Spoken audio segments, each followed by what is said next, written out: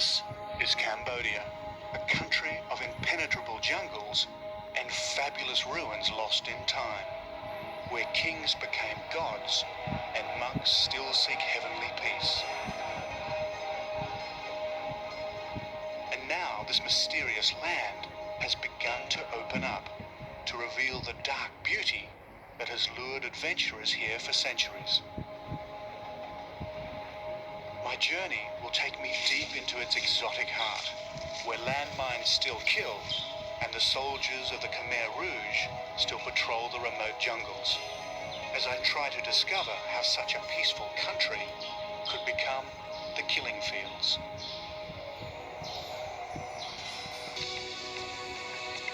Hello, my name is David Adams, and this is the deep jungle of the Cardamom Mountains in southern Cambodia. And for more than 30 years, this wilderness has been cut off from the outside world. And for much of that time, it's been a Khmer Rouge stronghold. This primeval rainforest is one of Southeast Asia's last wilderness areas, which until recently you entered at your own risk.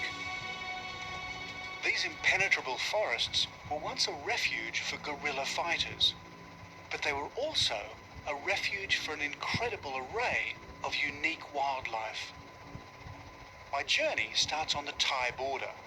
From there, I head across Tonle Sap, Cambodia's Great Lake, then north into the wilderness, before heading down the mighty Mekong to the capital, Phnom Penh, and then finally onto the jungles of the Cardamoms. For 30 years, Cambodia's history has been one of suffering, as it was bombed, blasted and brutalized by war, France, the United States and Vietnam all playing their part. But its greatest misery came from within.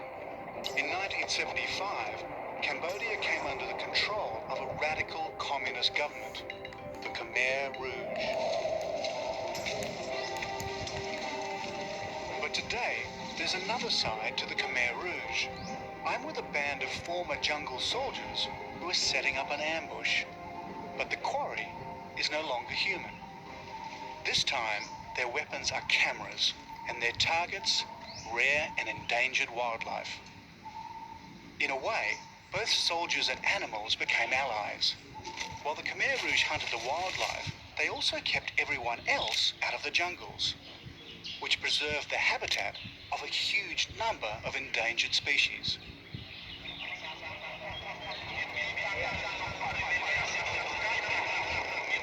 This dusty and polluted town on the Thai-Cambodia border is called Hoi Pet. Only a few months ago, it harbored one of the most notorious rare animal markets in Asia.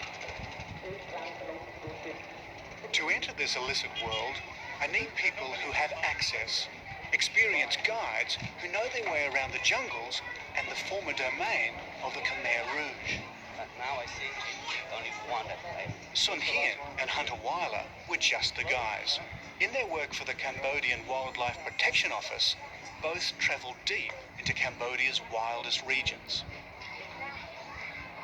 If they had their way, a shop like this would be closed down. One way of saving endangered animals is to stop the illicit trade in rare animal parts. What one's this? This is an Indochina subspecies of the tiger. It's quite small. Yeah, somewhat smaller than the Bengal tiger. To bring me face to face with the demons of Cambodia's past, Chiat takes me to Tol Sleng, now known as the Museum of Genocide. Tol Sleng was once a high school, but the Khmer Rouge turned it into a torture chamber. Here they interrogated anyone who they considered to be an enemy of the state, which seemed to be just about everyone.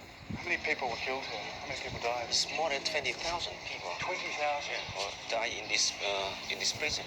And they just brought them in and tortured them? Torture and then send them to Chiang Mai and kill them.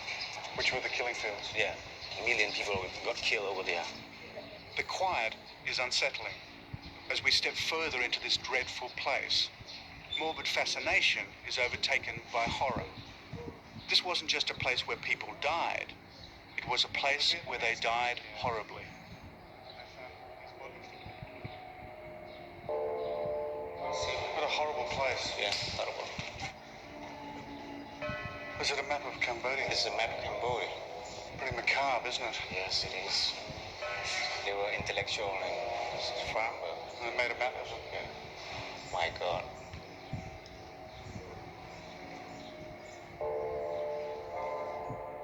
The tragedy can be seen in their faces, victims and victors side by side. Those of the Khmer Rouge, defiant and arrogant.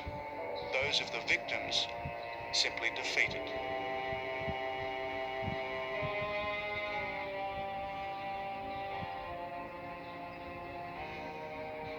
It's impossible not to be moved by the unspeakable suffering and brutality that took place here.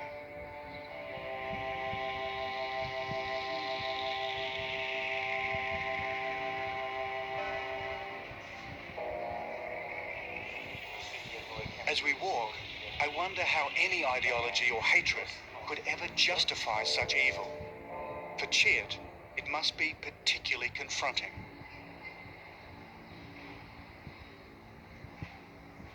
You know, I feel sad and remind in the past day when I see this picture.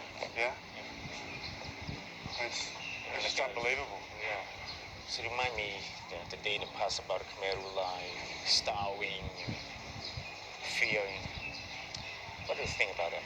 I've just never seen anything like it. The Holocaust in Germany must be similar. But Similar, yeah. I haven't seen that, so I've never seen anything like it. And you managed to live through this. Try to, to live in this, through this region. I think you're lucky to be alive. Let's go and God get help me. Let's go and get a drink. Okay.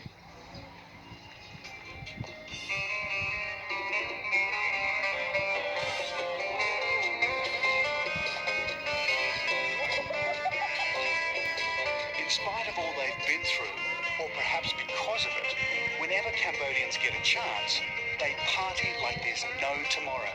And karaoke is the urban entertainment of choice. Nearly everyone who lives here was once in the Khmer Rouge. This was where their rule lasted longest. It is the remotest and wildest corner of Southeast Asia.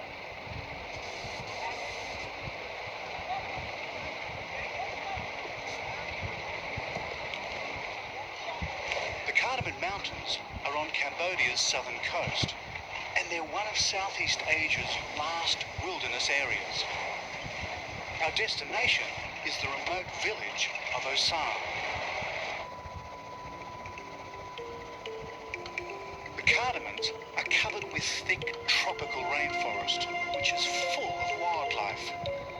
This is what Cambodia would have looked like before land clearance and mass exploitation of forests.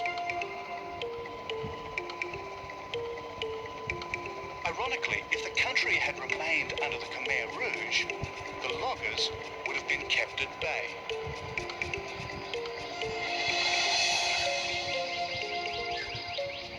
Is this illegal?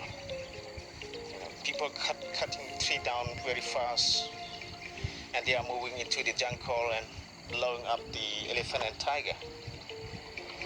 So I'm afraid it will be, all the tree and animal will be gone in the next 3 years or 2 years if the government, 3 years. if the government do not have any action to stop this kind of activity.